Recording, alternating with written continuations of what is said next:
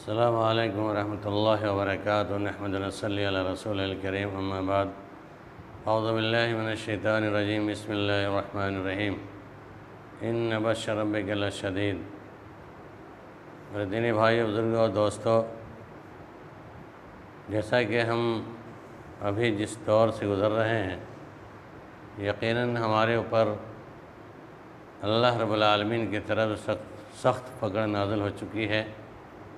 قحط سالی کی بنیاد پر ہر جگہ پانی کی پریشانی ہے، اور بعض مقامات پر نمازوں کی ادائیگی بھی کی جا رہی ہے، لیکن بارش کے نزول بہت کم ہو رہے ہیں، جو یقیناً ہمارے لیے اور آپ کے لیے عذاب ہے۔ اس سے قبل میں نے ایک ویڈیو بنایا تھا بارش کے نہ ہونے کے اسباب، اور آج بتانا مقصود یہ ہے کہ بارش ہونے کے لیے ہمیں کیا کرنا چاہیے، قحط سالی کو دور کرنے کے لیے ہمیں کون سی ترکیب اختیار کرنی چاہیے۔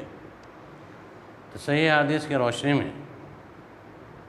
ہمارے لائق و ضروری یہ ہے کہ ہم اولاً دوگانہ نماز یعنی 2 رکعت نماز کی ادائیگی کریں۔ گھر سے نکل کر، گاؤں اور بستی سے نکل کر عیدگاہ کے اندر یا کھلی جگہوں پر اس کا اہتمام ہونا چاہیے، اور اللہ کے نبی صلی اللہ علیہ وسلم کے اصول طریقہ کے مطابق ہی ہر نماز کی ادائیگی کریں گے تو انشاءاللہ بارش کا نزول ہوگا، بارش نازل ہوگی، ورنہ اس کے علاوہ کوئی صورت نہیں۔ نمبر 1، نبی صلی اللہ علیہ وسلم نے اس سلسلے میں جو ارشاد فرمایا، ابن عباس رضی اللہ عنہ سے مروی ہے کہ نبی صلی اللہ علیہ وسلم ایک مرتبہ بڑی تواضع کے ساتھ سادہ لباس، نہایت عاجزی و انکساری، بہت خشوع اور خضوع کے ساتھ، تضرع و گریہ زاری کے ساتھ نماز کے لیے باہر نکلے۔ یعنی جب بارش کے لیے دعا کرنے کی نیت ہو تو آپ سادے مزاج سے، خوش مزاجی کے ساتھ، سادہ لباس ہو، سادہ ذہن ہو، عاجزی انکساری ہو، اس کے ساتھ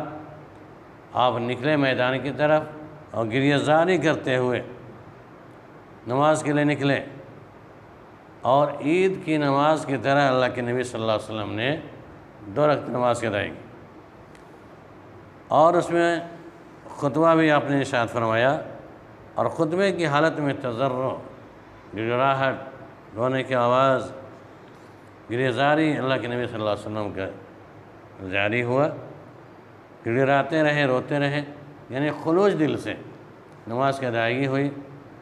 یقیناً جب تک کہ ان دعاؤں میں گریہ زاری نہ ہو، تضرع نہ ہو، خشوع خضوع نہ ہو، وہ دعائیں مقبول نہیں ہوتی ہیں، وہ نمازیں مقبول نہیں ہوتی ہیں۔ آج بھی ہمارے درمیان نمازیں پڑھی جاتی ہیں، لیکن اس کے اندر خشوع خضوع کا شائبہ بھی نہیں پایا جاتا، جو نبی کے اسوہ کے خلاف ہے۔ آپ صلی اللہ علیہ وسلم گریہ زاری کرتے ہوئے خشوع خضوع کے ساتھ آپ نکلے، نماز کی ادائیگی کی، اور یہ روایت ہے ترمذی ابو داؤد کے اندر۔ اس اعتبار سے ہمیں بھی چاہیے اس کی ادائیگی کریں، اور یہ شرطیں ہونی چاہیے۔ دوسری حدیث ابو ہریرہ رضی اللہ تعالیٰ عنہ سے مروی ہے کہ نبی صلی اللہ علیہ وسلم استسقاء کے لیے روز نکلے، اور آپ نے ہمیں بغیر اذان اور اقامہ کی 2 رکعت نماز پڑھائی، پھر ہمیں خطبہ دیا، اللہ تعالیٰ سے دعا کی،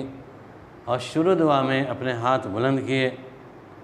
اور اسی صورت میں آپ اپنا چہرہ قبلے کی طرف جانب پھیر لیا، پھر اپنی جانب چادر کو پلٹا، وہ اس طریقے سے کہ دائیں حصے کو بائیں طرف، بائیں کو دائیں جانب کر دیا۔ یہ طریقہ ہے استسقاء کی نماز کا۔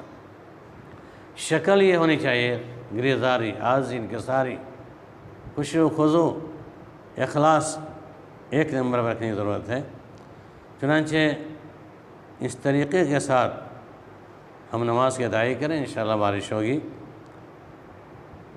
اور اس کے علاوہ مزید کچھ طریقے ہیں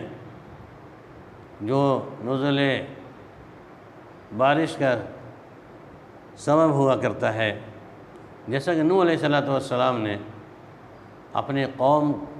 سے مخاطب ہو کر کہا، آپ نوح علیہ السلام اپنی قوم کو دن رات سمجھاتے رہے،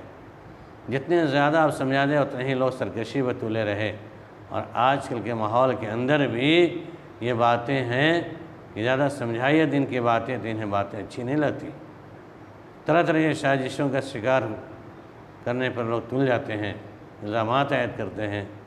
تو نوح علیہ السلام نے کہا، اللہ میں نے اپنی قوم کو دن رات اپنی قوم کو لیل و نہار کے لفظ آئے، دن اور رات سمجھایا میں نے، جتنا میں زیادہ سمجھاتا ہوں اتنی سرکشی کرتی ہے۔ پھر نوح علیہ السلام نے قحط سالی کو دور کرنے کے لیے مزید استغفار کرنے کے تلقین کی رب العالمین کی طرف سے ارشاد باری ہے۔ نوح علیہ السلام نے اپنے رب سے مخاطب کے کہا کہ میرے رب فَقُلْتُ اسْتَغْفِرُوا رَبَّكُمْ،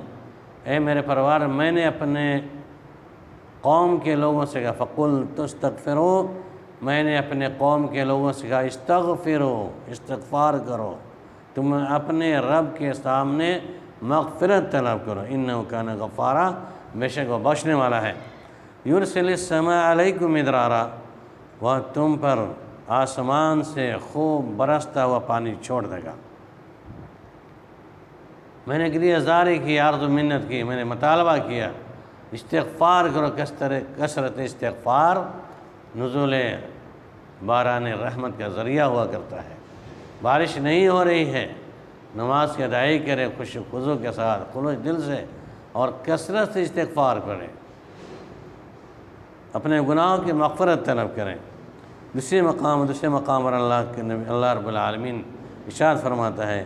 وَأَنِ اسْتَغْفِرُوا رَبَّكُمْ ثُمَّ تُوبُوا إِلَيْهِ يُمَتِّعُكُمْ مَتَاعًا حَسَنًا، سورہ ہود آیت نمبر 3۔ تم لوگ اپنے رب سے استغفار کرو، پھر اسی کی طرح متوجہ ہو جاؤ، وہ تمہیں اچھا سامان زندگی عطا کرے گا۔ ان آیات سے معلوم ہوا قحط سالی اور فقر و فاقہ سے نجات کے لیے کثرت استغفار لازم ہے، کثرت سے استغفار کرنا چاہیے، خود اللہ تعالیٰ کے بتائے وہ فرمولہ ہے۔ پھر آپ یہ دعائیں پڑھیں، اللہم اسقنا، اللہم اسقنا، اللہم اسقنا، بخاری شریف 1013، اللہم اغثنا، اللہم اغثنا، اللہم اغثنا، اللہم اغثنا، یہ بخاری شریف کی روایت ہے۔ کثرت سے ان دعاؤں کو پڑھنے کی کوشش ہے، اللہم اسقنا، اللہم اسقنا، اللہم اسقنا، پھر کہیں اللہم اغثنا، اللہم اغثنا، اللہم اغثنا، اللہ ہم پر بارش نازل فرما، ہم پر بارش نازل فرما۔ تیسری دعا، اللہم اسقنا غیثا مغیثا مریا مریا نافعا غیر ضار عاجلا غیر آجل،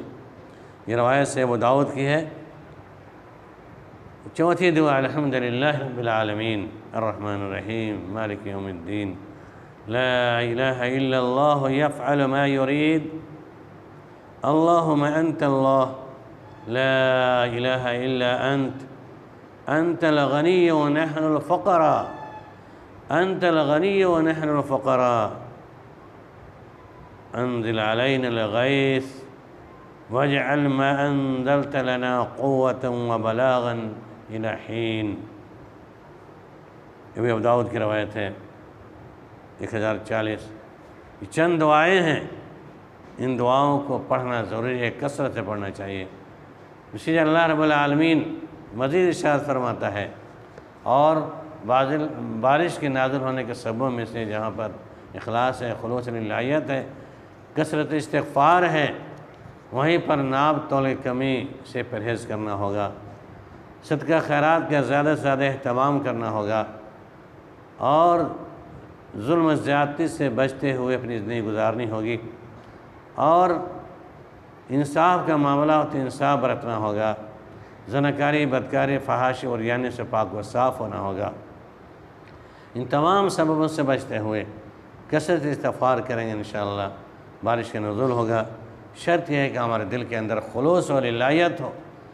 دل کے اندر سے آواز نکلے کہ اللہ ہم فقیر ہیں، تو غنی ہے، ہم محتاج ہیں، تو مجھے نواز دے، اپنی رحمت نازل فرما دے۔ اللہم اسقنا، اللہم اسقنا، اللہم اغثنا، اللہم اغثنا، یا اللہ پر بارش نازل فرما، یا اللہ دعاؤں کا ورد کرے۔ اس طریقے سے بارشیں ہوئی ہیں صحابہ کے دور میں، نبی کے دور میں۔ جیسا کہ دلیل ایک مرتبہ حضرت انس رضی اللہ تعالیٰ عنہ سے مروی ہے کہ ایک مرتبہ آپ صلی اللہ علیہ وسلم مسجد میں خطبہ دے رہے تھے، اسی درمیان ایک آدمی مسجد میں داخل ہوتا ہے، کہتا ہے اللہ کے نبی صلی اللہ علیہ وسلم ہلکت الاموال وانقطع، یعنی اللہ کے نبی صلی اللہ علیہ وسلم دعا کر دیجئے، ہلکت الاموال، مال ہلاک و برباد ہو گئے، راستے منقطع ہو گئے، فد اللہ یغیثنا، ہمارے لیے بارش کی دعا کر دیجئے۔ چنانچہ اموال اور مویشی تمام کے تمام ہلاک ہو رہے تھے۔ ان کے مطالبے پر اللہ کے نبی صلی اللہ علیہ وسلم نے خطبے کے دوران، آپ نے یاد رکھیے گا مسئلہ، نماز استسقاء کے علاوہ خطبہ جمعہ کے اندر بھی، خطبے کے دوران بھی دعا کے لیے ہاتھ اٹھا کر کے دعا مانگنا، بارش طلب کرنا جائز ہے۔ جیسے کہ دلیل حضرت انس رضی اللہ تعالیٰ عنہ سے مروی ہے، اور یہ روایت بھی بخاری شریف کی ہے۔ آپ صلی اللہ علیہ وسلم سے اس صحابی رسول نے بارش طلبی کا مطالبہ کر دیا، چنانچہ آپ صلی اللہ علیہ وسلم خطبہ کے دوران ہی اپنے ہاتھوں کو بلند کیا، ہاتھوں کو اٹھا کر دعا فرمائی، اللہم اغثنا، اللہم اغثنا، اللہم اغثنا، اللہم اسقنا، اللہم اسقنا، اللہم اسقنا۔